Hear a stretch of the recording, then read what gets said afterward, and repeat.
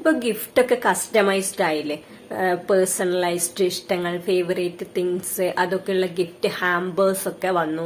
അതേപോലെ തന്നെ നമുക്ക് പണ്ട് ഇപ്പൊ ജനറലി ഒരു വാലറ്റ് ആയിരുന്നു, ഭംഗിയുള്ള ഒരു വാലറ്റ് ആയിരുന്നു ഗിഫ്റ്റ് ആയിട്ട് നമുക്ക് ഫ്രണ്ടോ ഇഷ്ടപ്പെട്ട ഒരാൾ തന്നിട്ടുണ്ടായിരുന്നെങ്കിൽ ഇപ്പൊ നമ്മുടെ പേര് എഴുതിയത് അല്ലെങ്കിൽ നമ്മുടെ ഫേവറേറ്റ് തിങ് ആഡ് ചെയ്തത്, ഫോട്ടോ ആഡ് ചെയ്തത് ഒക്കെ വരുമ്പോൾ നമ്മൾ കുറച്ചും കൂടി ലിറ്റിൽ മോർ ഹാപ്പി ആവുന്നു അല്ലെ. നമ്മുടെ ഒരു പേഴ്സണലൈസ്ഡ് സാധനം നമുക്ക് കിട്ടുമ്പോൾ നമുക്കൊരു ഹാപ്പിനെസ് വരുന്നു.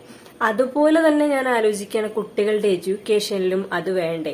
കാരണം നമുക്കൊരു അവറേജ് സിലബസ് ആണ് ഇപ്പൊ നടന്നുകൊണ്ടിരിക്കുന്നത്. ഓരോ ക്ലാസ്സിലും ഒരു അവറേജ് ലെവൽ സിലബസ്. അപ്പോൾ അതില് ഹൈലി ഇന്റലിജന്റ് ആയ കുട്ടികളുണ്ടാവും. ഇപ്പൊ ഞാൻ ഇന്ന് ഗ്രേഡ് 2 ക്ലാസ് എടുത്ത കുട്ടി, അവനിപ്പോ ഒരു മാത്തമാറ്റിക്സ് എന്ന് പറയുന്നത് ഒരു 5th ഗ്രേഡ് ലെവലിലാണ് അവന്റെ എക്സലൻസ് ഉള്ളത്. അവൻ ഗ്രേഡ് 2 സിലബസ് ഞങ്ങൾ കവർ ചെയ്ത് 3 സിലബസും കവർ ചെയ്ത്. ഇന്നിപ്പോ ഞാൻ എടുത്ത ക്ലാസ് എന്ന് പറയുന്നത് 5th ലെവലിലെ മാത്സ് ആണ് അവന് പറഞ്ഞു കൊടുത്തത്. അവനത് ഈസി ആയിട്ട് ചെയ്തു.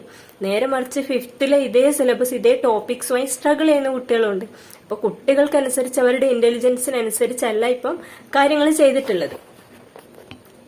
ഏത് കോഴ്സ് എങ്ങനെ പഠിച്ചു എന്നതിനേക്കാൾ ഉപരി ഇനിയുള്ള കാലത്തേക്ക് നോക്കുമ്പോൾ സ്കിൽസ് ആണ് ഇമ്പോർട്ടൻസ്. ഇപ്പൊ നമുക്ക് നമ്മുടെ സ്കിൽസ് ഒക്കെ പ്രസന്റ് ചെയ്യാനുള്ള പ്ലാറ്റ്ഫോംസ് ഇഷ്ടം പോലെയുണ്ട്. അതിനൊരു ഒഫീഷ്യൽ പ്ലാറ്റ്ഫോം തന്നെ ഫോർമലായിട്ട് ഇന്റർവ്യൂ കഴിഞ്ഞ് അങ്ങനെ കിട്ടണമെന്നൊന്നുമില്ല. നമ്മളെ പ്രസന്റ് ചെയ്യാൻ ഈവൻ ഈ സോഷ്യൽ മീഡിയ തന്നെ നമ്മളെ ഒരുപാട് ഹെൽപ്പ് ചെയ്യുന്നുണ്ട്.